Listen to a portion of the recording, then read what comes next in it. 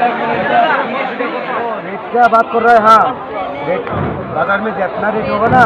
দেখেন এগুলো হচ্ছে সব ইন্ডিয়ান কার, ইন্ডিয়া থেকে মাল নিয়ে আসছে এগুলো।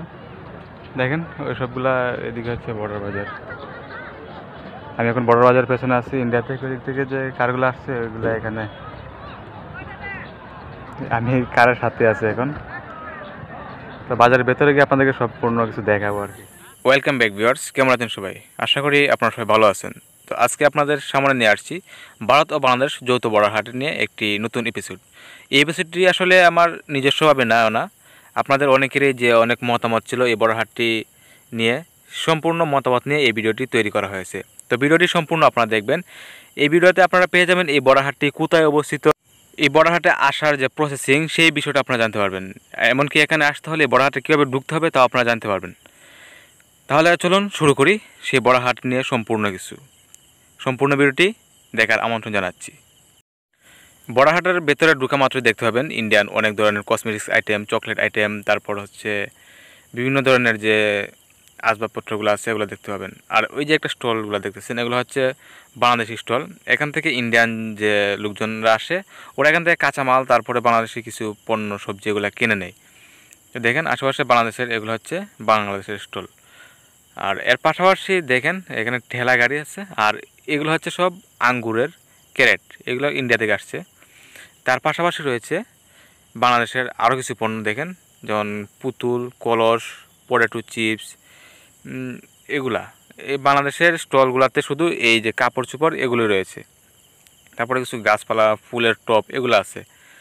এগুলো হচ্ছে বাংলাদেশের স্টল। এগুলো হচ্ছে এই যে কাপড়গুলো বিক্রি করতেছে। দেখেন বাংলাদেশ থেকে কী পরিমাণে কী যায় তাও দেখতে পাবেন। আর ইন্ডিয়া থেকে যে কী আসে দেখেন, ইন্ডিয়া থেকে প্রচুর পরিমাণে কসমেটিক্স আইটেম, তেল, সাবান, শ্যাম্পু, জিরা, কিশমিশ, তারপর হচ্ছে সাবান তো আছেই, মানে কসমেটিক্স আইটেম যা কিছু আছে সব কিছু এখানে নিয়ে আসে তারা।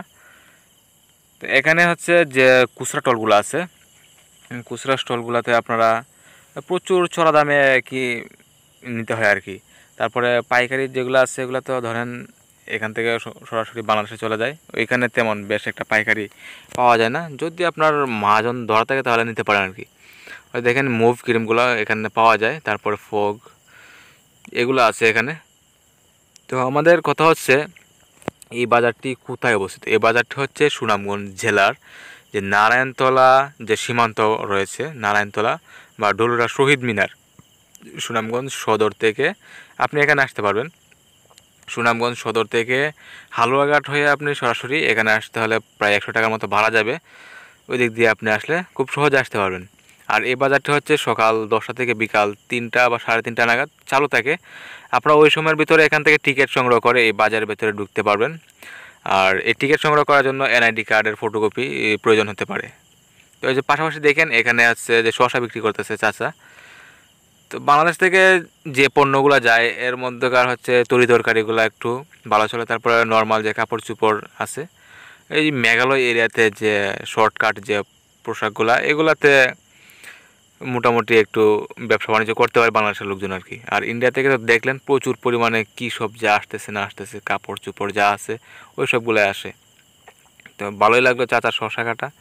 তো ওই দিক দিয়ে দেখেন ওই যে ঠেলা গাড়িগুলো আছে, এই সব গাড়িগুলো ইন্ডিয়ান যে ওই যে কার্টুনগুলো দেখতেছেন এগুলো হচ্ছে আপনার ইন্ডিয়ান ফল ভর্তি, এগুলো হচ্ছে এই ঠেলা গাড়িতে ভরে তারপর বাংলাদেশে ঢুকাবে। এগুলো হচ্ছে মালটার কার্টন, সবগুলো মালটার কার্টন। এই মালটার কার্টনগুলো ওই সবগুলো বাংলাদেশে ঢুকবে এখন। তো এখানে ঢুকতে হলে আপনাকে অবশ্যই তো এনআইডি কার্ড দিয়ে ঢুকতে হবে। ওই যে মালটার কার্টনগুলো দেখেন সবগুলো মালটা। এখানে বিজনেস করতে হলে আপনাকে অবশ্যই বিজনেস কার্ড থাকতে হবে, তারপরে পাশাপাশি অনেক কিছু গেটিস করতে হবে। সব কিছু মিলিয়ে এখানে অনেক প্রসেসিং সিস্টেম রয়েছে। তো এই ছিল ইন্ডিয়ান বর্ডার হাটের যে বিভিন্ন পণ্যগুলো দেখেন। এদিকেও রয়েছে অনেক পণ্য, কিটক্যাট চকলেট আছে। আপনারা আপনাদের প্রয়োজন অনুযায়ী নিতে পারেন, যার যতটুকু প্রয়োজন। তবে এখানে হচ্ছে কি আপনারা যারা দূর দূরান্ত থেকে দেখতে আসবেন আপনাদের জন্য হচ্ছে সর্বোচ্চ 20,000 টাকা পর্যন্ত পণ্য ক্রয় করতে পারেন। 20,000-এর চাইতে বেশি কোনো পণ্য ক্রয় করা যাবে না আর কি। যদি হয় তাহলে কাস্টম বেটে এখানে আটকে রেখে দিবে অনেক কিছু, এখানে এটা অবৈধ হিসেবে ধরে নেয়। আর যাদের বিজনেস কার্ড আছে তারা অবশ্যই লাইন গার্ড ক্লিয়ার থাকলে অনেক পণ্য নিতে পারে বিভিন্ন সিস্টেমে। তো এখানে হচ্ছে মনের আনন্দ অনেক বিক্রি হচ্ছে। সব মিলিয়ে এখানে যে ব্যবসা বাণিজ্যগুলো খুবই জমজমাট, প্রতিদিন কোটি কোটি টাকার ব্যবসা হচ্ছে, কোটি কোটি টাকার ব্যবসা হচ্ছে। এখানে ট্যাক্স যে কত ফাঁকি যাইতেছে, বাংলাদেশ সরকার যে কতটুকু লস হইতেছে, এটা শুধু এখানে যাইলে বোঝা যায় যে কতটুক লস প্রজেক্ট এটা বর্ডার হাট নিয়ে বাংলাদেশের। যাই হোক, সে বিষয়ে কথা বলার দরকার নেই, আমরা শুধু দেখবো এখানে কি হচ্ছে না হচ্ছে। তো আপনারা দেখতে থাকেন, এখানে যে যার কেনার মতো আছে সব কিছু কিনতে পারেন, তবে চড়া দামে পাবেন এখানে। হ্যাঁ, এই বড় হাটটি প্রতি মঙ্গলবার, সপ্তাহে একদিন, প্রতি মঙ্গলবার সকাল 10টা থেকে বিকাল 3টা থেকে 3:30 নাগাদ বসে আর কি। তো আপনারা যারা আসতে চান প্রতি মঙ্গলবারে আসলে এই বড় হাটে ঢুকতে পারবেন। এখন কথা হচ্ছে, আপনারা যারা দূর দূরান্ত থেকে অনেকেই দেখেন যে বর্ডার হাটের বিভিন্ন কসমেটিক্স, অনেকের লোভনীয় কিছু আছে এখানে। তো আপনারা যারা এই ইন্ডিয়ান পণ্যগুলো দেখে আকৃষ্ট হয়ে এই বর্ডার হাটগুলোতে আসেন, আমি মনে করি আপনাদের জন্য, আমি যেটা বেস্ট মনে করি, এখানে না আসাটাই বেস্ট হয় আর কি। কারণ এখানে যতটুকু হয়রানি হয়ে আপনি আসবেন, আপনি তার চেয়ে আরও দ্বিগুণ হয়রানি হয়ে ভিতরে ঢুকবেন, ভিতরে ঢুকে আপনি আরও 5 গুণ হয়রানি হয়ে তারপর এখান থেকে বেরিয়ে যাবেন। সব মিলিয়ে আপনার যে আসা যাওয়া সম্পূর্ণ তো লস হলো, এর ভেতর দিয়ে আপনার যে মগজ ধুলাই হলো সেটা কিন্তু কোনো হিসাবই পাবেন না আপনি। এর ভেতরে তো অনেক টাকা পয়সার ব্যাপার স্যাপার আছেই। তো আমি মনে করি আপনারা যারা বড় হাটে আসতে ইচ্ছুক, আপনারা এখান থেকে কেটে পড়তে পারেন। আর যদি মনে করেন যে কৃমি বেশি একটু চুলকায়, তাহলে আপনি আসতে পারেন, কৃমির চুলকানিটা একটু কমায় দিতে পারেন, এটা আপনার ব্যাপার। তারপরে যে দেখেন, এটা হচ্ছে ইন্ডিয়া থেকে যে লোকজনরা আসে, এটা হচ্ছে ইন্ডিয়ান গেট। এই গেট দিয়ে হচ্ছে ইন্ডিয়া থেকে ওরা ভিতরে আসে, বড় হাটের ভেতরে আসে, এই হচ্ছে আর কি। আর ওইদিকে দেখেন জিরা বিক্রি হচ্ছে। এরা বাংলাদেশি ইন্ডিয়ান সবাই একসাথে মিলে দালালি করে বিক্রি টিক্রি করে আর কি। কারণ এখানে কিনলো, এখানে বিক্রি করলো, সব দালালির মধ্যে সব শেষ হয়ে গেলো আর কি। এই বাজারটা মনে করেন একটা পুরো দালালির উপরে পুরোপুরি চলতেছে। ওই যে এখানে বাঙালি মহিলারা ইন্ডিয়ানদের সেলার, ওরা এই যে ইন্ডিয়ানদের কাছ থেকে পণ্য নিয়ে এখানেই বসে বেচতেছে, ওরা ইন্ডিয়ান আবার ভাগ নিতেছে, ওইভাবে চলতেছে আর কি। তো আপনাদের ব্যাপার স্যাপার, আপনারা আসলে আসতে পারেন, না আসলে না আসতে পারেন, তবে দেখতে পারেন কি হচ্ছে না হচ্ছে। ওই যে দেখেন মালটার যে কার্টনগুলো, এগুলো ঠেলা গাড়িতে ঢুকাইতেছে, ঠেলা গাড়ি করে এখন নিয়ে যাবে একদম বাংলাদেশে। আর এগুলো হচ্ছে কাপড়ের যে বস্তা, এগুলা বিভিন্ন ধরনের শাড়ি, 3 পিস, ওইগুলো আসে আর কি এই দিক থেকে। এই হচ্ছে গিয়ে বড় হাটের অবস্থা। তারপর ধরেন কোনো একজন বেশ করে পার্টি মাল নিল, ওই দিক দিয়ে আটকেলো, ওই দিক দিয়ে আটকেলো, ওই দেখেন বিএসএফ আবার ওই দিক চেক দিতেছে, ওই দিক চেক দিতেছে, কি যায় না যায় ওই সবের ভিতর দিয়ে সব কিছু চলে। মাঝে মধ্যে ধুম পিটাপিটি হয়, ওই সব তো চলেই। তো আমি আবারও বলে দিচ্ছি, এই বর্ডার হাটটি হচ্ছে সুনামগঞ্জ জেলার যে নারায়ণতলার সীমান্ত রয়েছে, নারায়ণতলা, ডলুরা, শহীদ মিনার, ওইটার অপোজিটেই এই বর্ডার হাটটি। দেখেন বাংলাদেশ থেকে কী পণ্য যায়, পটেটো, তারপরে যে ক্যারেট, ওই যে প্লাস্টিকের আরএফএলের মগ, বালতি, জগ, হাড়িভাঙ্গা টাড়িভাঙ্গা, তারপরে ওই যে বিভিন্ন ধরনের প্রাণের যে লিচি টিচি আছে না, ওইগুলা যায় বাংলাদেশ থেকে। আর ইন্ডিয়া থেকে ওই যে দেখেন কাপড়ের বড় একটা ঠেলা গাড়ি আটকাইছে বিজিবি, এগুলা ইন্ডিয়ান থেকে শাড়ি কাপড়ের গাড়ি, এগুলো আটকাইছে, আবার এই যে ফিনিশিং দিয়ে দিছে, ওই নিয়ে যাইতেছে। আর এগুলাতে তেমন ফল ফলাতে তেমন কোনো একটা কিছু হয় না, এগুলো অ্যাভেলেবেল চলে। দেখেন ওই যে বাংলাদেশ থেকে ঢোকার যে মেইন গেট ইন্ডিয়ান বর্ডার হাটে, এই গেটটা হচ্ছে এটা, এদিক দিয়ে বাংলাদেশে ইন্ডিয়ান থেকে পণ্যগুলা ঢুকায়। সবাই কিন্তু সবার মনের আনন্দ দেখেন, নেচে নেচে যাইতেছে। আমি যতবারই গেছি নেচে নেচে ততবারই আবার নেচে নেচে বের হয়েছি, শরীরের ঘাম ঝরাইয়া কি হয়রানি রে বাবা রে বাবা। এখানে যাওয়া মানে পেটের ভাত হজম করে গুয়েরা আবার হজম করা লাগে, এরকম একটা অবস্থা হয় আর কি।